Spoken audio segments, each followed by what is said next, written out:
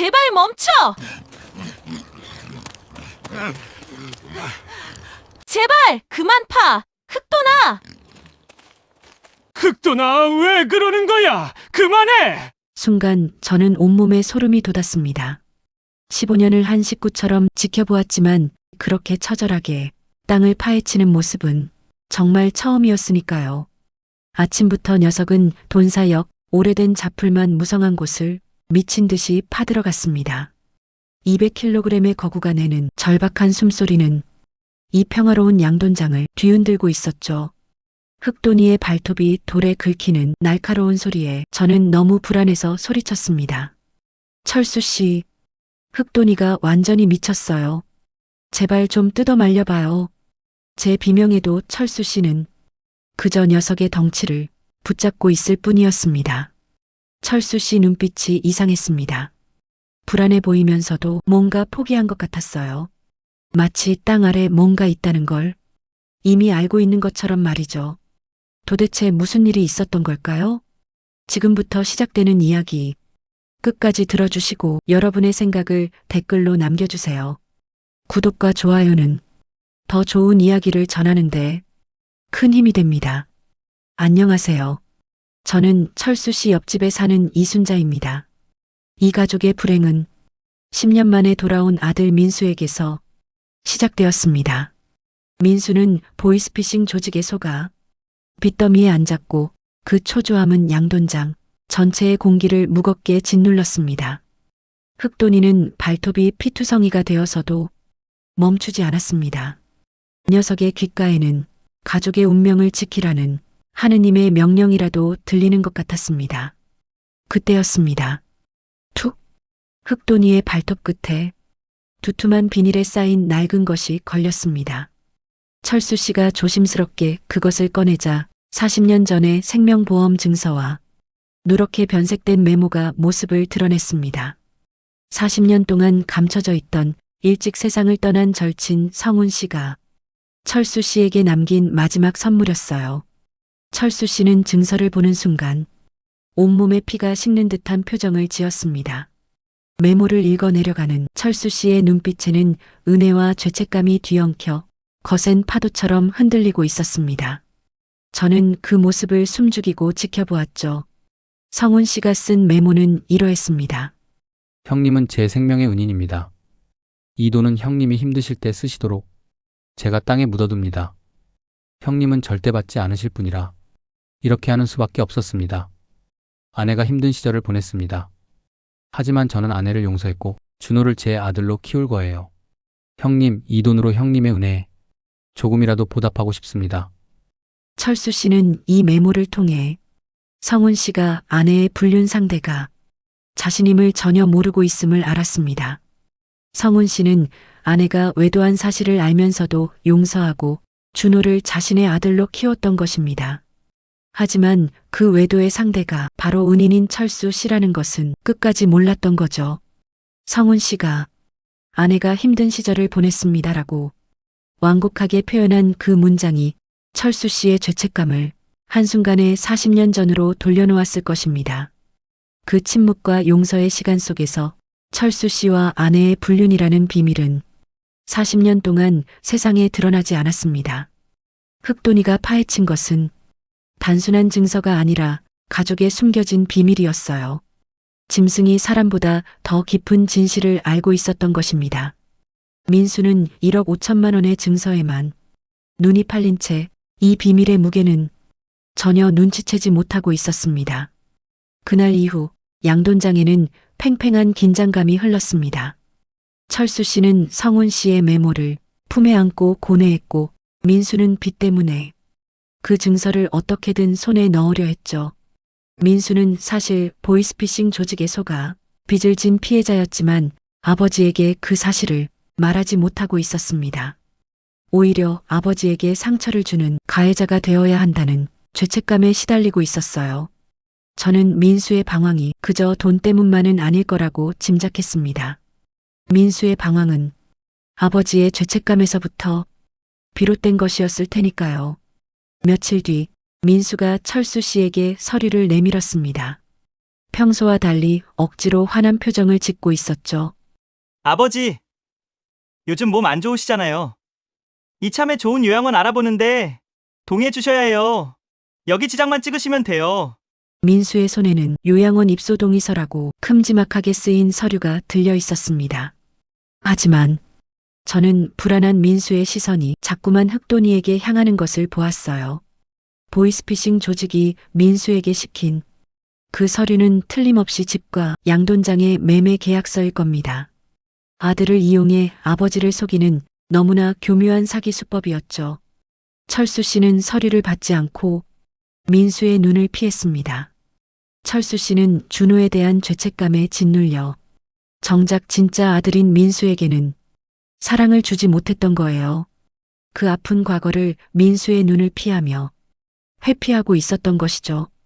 그때마다 흑돈이는 계약서와 증서 사이를 맴돌며 낮은 소리로 꿀꿀거렸습니다.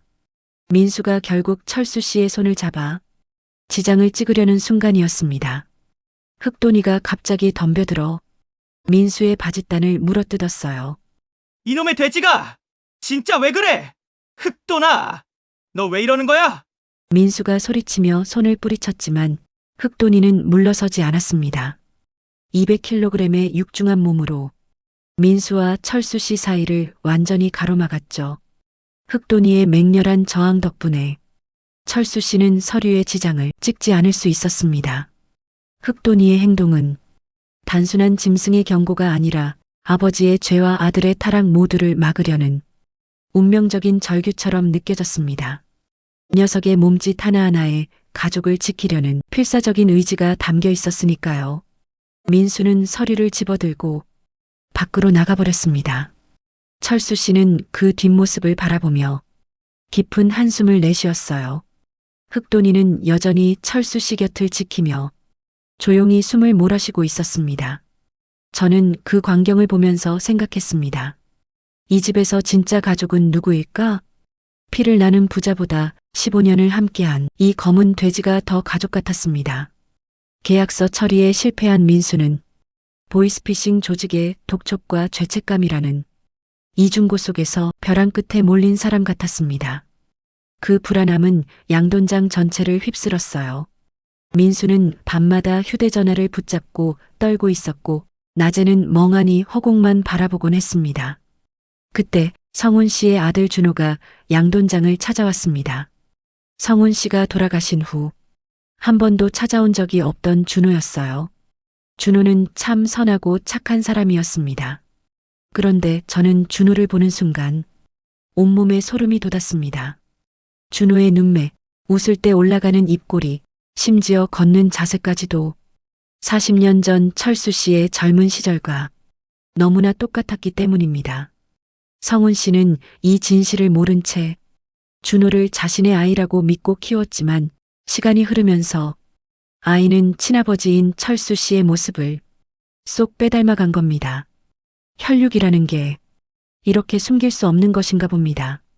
철수 씨는 준호를 보는 순간 40년 전 불륜의 죄가 눈앞에 실체가 되어 나타난 듯한 고통에 몸부림쳤습니다. 어서 와라 앉아라. 철수 씨는 준호를 제대로 쳐다보지도 못한 채 당황하셨습니다. 손이 떨려서 차 한 잔 제대로 따르지도 못했어요. 그 닮은 얼굴이 40년 동안 성훈 씨에게 죄책감을 느껴왔던 철수 씨의 심장을 후벼 팠을 겁니다. 민수는 준호가 아버지의 관심을 독차지할까봐 보험금을 둘러싼 묘한 질투심과 함께 절박함이 고조되었습니다. 아버지, 그만 좀 쉬세요. 제가 준호랑 이야기할게요. 민수의 목소리에는 날카로움이 섞여 있었습니다. 준호를 향한 경계심이 역력했죠. 민수는 준호가 아버지의 숨겨진 비밀과 사랑을 모두 차지할까봐 두려워했습니다.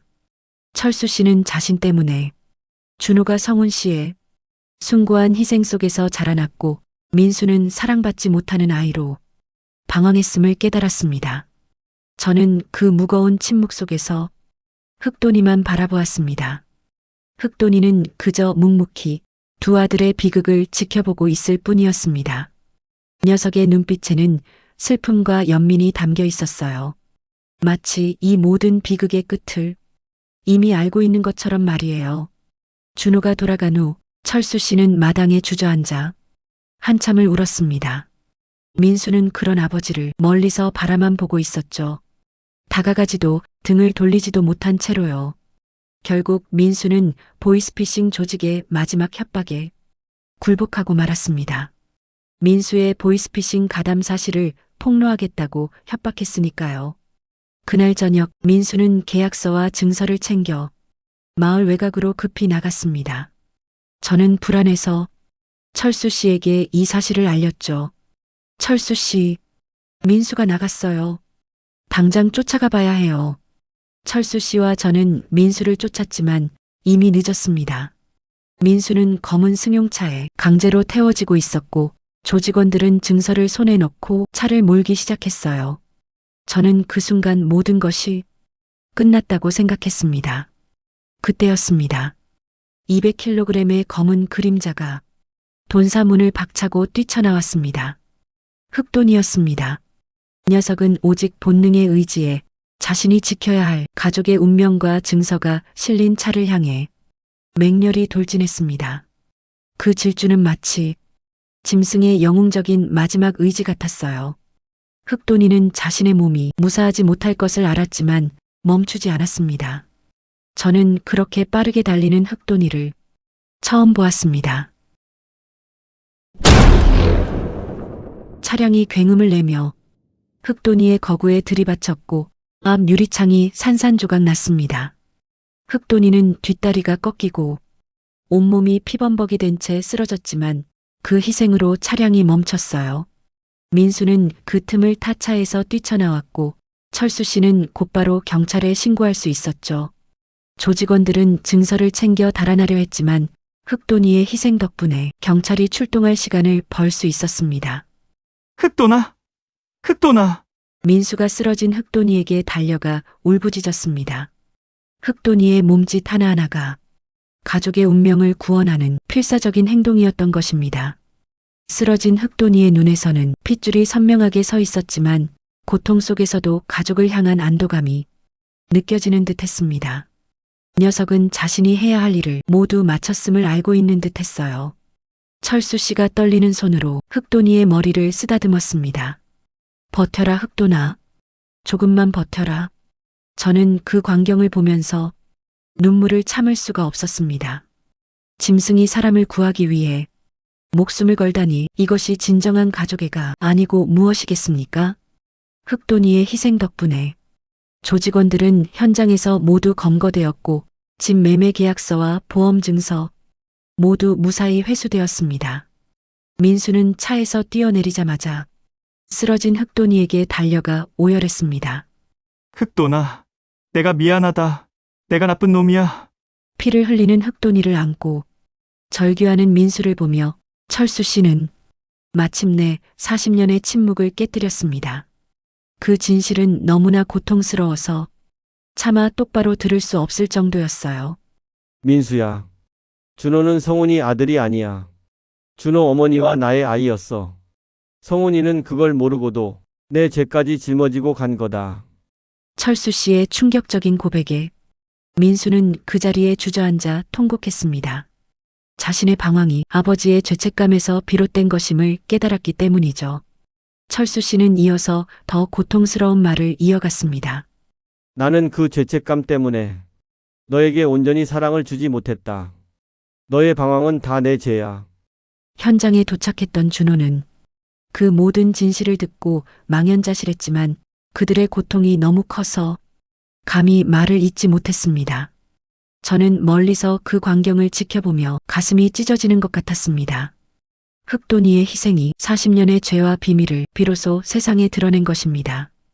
그제야 저는 철수 씨가 닮아가는 준호의 얼굴을 보며 왜 그렇게 괴로워하셨는지 완벽하게 이해할 수 있었습니다. 흑돈이는 단순히 보험금을 찾아낸 것이 아니라 가족의 운명을 짓누르던 40년의 거짓을 드러낸 영웅이었습니다. 짐승이 사람보다 더 깊은 진실을 알고 있었던 것입니다.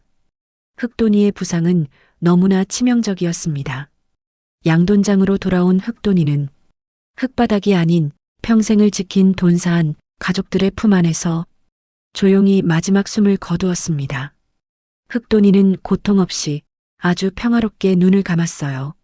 짐승이 이렇게 평화롭고 숭고한 마지막을 맞는 건 처음 보았습니다. 흑돈이가 눈을 감자 철수 씨는 흑돈이의 머리를 쓸어내리며 완전히 무너져 내렸습니다. 흑돈아, 성훈이의 은혜도 너가 갚고 내 죄도 너가 짊어지고 너가 다 하고 가는구나. 철수 씨는 울면서 성훈 씨가 자신의 불륜 사실을 모른 채 준호를 자신의 아이로 착각하고 키웠던 숭고한 희생을 다시 한번 설명했습니다. 그리고 준호에게 내 친아버지는 나다라고 말하며 용서를 구했죠. 준호는 자신이 평생 아버지라고 믿었던 성훈 씨의 위대한 사랑과 자신의 친아버지인 철수 씨의 죄로 인해 고통스러워했습니다. 민수는 형제인 준호를 부둥켜 안고 울었습니다. 두 아들은 아버지의 죄가 낳은 비극을 서로 끌어안으며 서로에게서 아버지의 사랑의 결핍을 채워주려 했죠. 흑돈이의 죽음은 가족 모두에게 진정한 속죄의 시작을 알리는 종소리였습니다. 녀석의 희생 덕분에 40년 동안 병들었던 가족의 영혼이 비로소 치유될 기회를 얻은 것입니다. 저는 흑돈이의 죽음을 보며 생각했습니다. 이 검은 돼지는 단순히 짐승이 아니라 가족의 구원자였다고요. 흑돈이의 장례는 조용하고 경건하게 치러졌습니다. 녀석이 평생을 뛰어다니던 양돈장 한쪽에 묻어주었죠. 철수 씨는 매일 그 무덤 앞에 앉아 묵묵히 담배를 태웠습니다. 그 모습은 40년 전 성훈 씨에게 지은 죄를 속죄하는 사람처럼 보였어요. 저는 그 뒷모습을 보며 가슴이 먹먹해졌습니다. 며칠 후 철수 씨는 성훈 씨의 생명보험금을 청구했습니다. 1억 5천만 원은 40년 전 성훈 씨가 철수 씨의 생명을 구해준 대가였지만 이제 그 돈은 흑돈이의 희생으로 지켜낸 성훈 씨의 숭고한 마음이 깃든 유산이었습니다. 철수 씨는 보험금을 단순한 빚청산에 쓰지 않았습니다. 대신 민수와 준호를 마주 앉혔죠. 이 돈은 너희가 나눠 가져야 한다. 성훈이가 나에게 준 은혜이기도 하지만 흑돈이가 피 흘려 지킨 너희들의 유산이기도 하다. 이 돈으로 깨끗하게 다시 시작해라. 철수 씨의 진심 어린 모습에 민수는 고개를 숙였습니다. 아버지, 저는 이 돈을 받을 자격이 없어요. 제가 저지른 죄의 무게를 덜어내는 데 쓰겠습니다. 민수는 그 돈으로 자신의 보이스피싱 관련 빚을 정리하고 남은 돈 전액을 보이스피싱 피해자들을 돕는 재단에 기부하며 진정한 회개를 보여주었습니다. 준호는 눈물을 흘리며 그 돈을 받았습니다. 준호에게 그 돈은 평생 아버지라 믿었던 성훈 씨의 사랑의 결정체였으니까요. 그때 준호는 울면서 철수 씨에게 말했습니다. 아버지, 이제야 알겠어요. 아버지가 얼마나 고통스러우셨는지, 저희 아버지가 저를 얼마나 사랑하셨는지. 준호가 철수 씨를 아버지라고 부르는 순간 철수 씨는 40년의 죄책감에서 벗어나는 듯 했습니다. 민수와 준호는 이제 진정한 형제가 되어 서로를 끌어안았죠. 흑돈이의 희생은 돈이 아닌 가족의 사랑과 신뢰를 되찾는 마지막 열쇠였습니다.